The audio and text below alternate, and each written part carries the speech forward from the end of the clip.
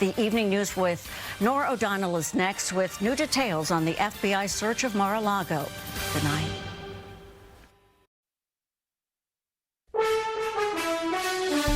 Tonight, the battle over Donald Trump's Mar-a-Lago documents as the FBI says it's finished examining the top secret material, what it means.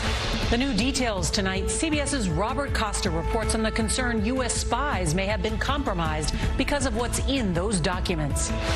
Flooding, state of emergency, the Weather Channel's forecast as 3 tropical systems could form in the Atlantic ahead of Labor Day weekend. Football star rape allegation. The Buffalo Bills release a rookie player after he's accused of gang rape. CBS's Lilia Luciano speaks to the alleged victim, who was 17 at the time. I was having to deal with this horrible, traumatic experience that I never asked for. Mission to the moon scrubbed. This is just part of the space business. CBS's Mark Strassman reports tonight on why Artemis 1 failed to launch and when NASA will try again. And the end of an era. The greatest of all time, Serena Williams, takes center court at the U.S. Open.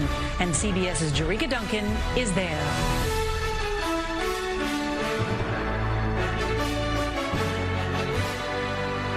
This is the CBS Evening News with Norah O'Donnell, reporting from the nation's capital. Good evening. Thank you for joining us as we start a new week together. Tonight, top officials are beginning to assess whether intelligence was compromised as they review the material seized from former President Donald Trump's Mar-a-Lago resort. The Justice Department believes that some of those documents include intelligence gathering and information derived from clandestine human sources. Those are among America's most closely held secrets. And it comes as a federal judge is indicating she is open to appointing what's called a special master. That's a neutral party to examine those materials. A hearing on that is set for Thursday, so this week is already proving to be a big one. There are signs tonight that it may be too late. As we're learning, investigators have already gone through the material. We have a lot of news to get to tonight, and CBS's Robert Costa is here to start us off. Good evening, Robert. Good evening, Nora. Tonight, the legal standoff over the documents taken from the property continues. In 60 seconds.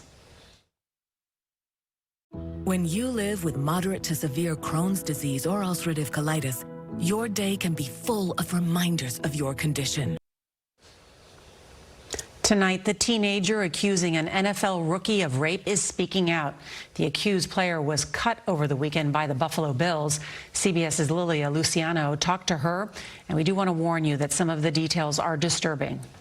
Coming up next, the hero employee at a supermarket who gave his life trying to stop a shooting at the store.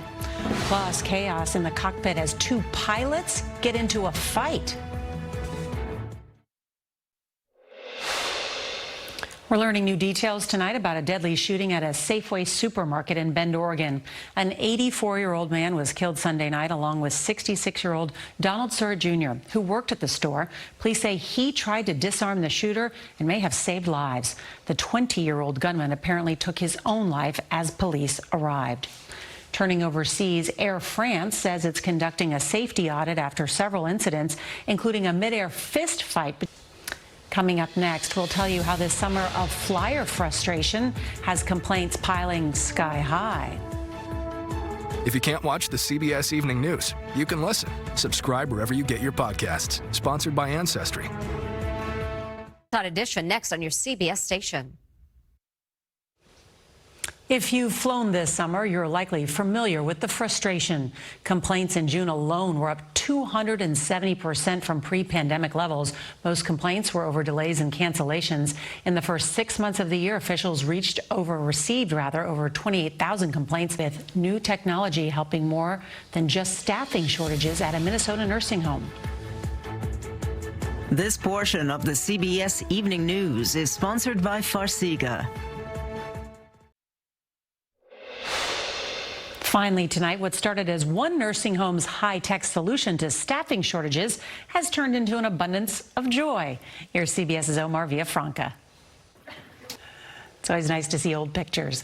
And that's tonight's CBS Evening News. I'm Norah O'Donnell in the nation's capital. Good night.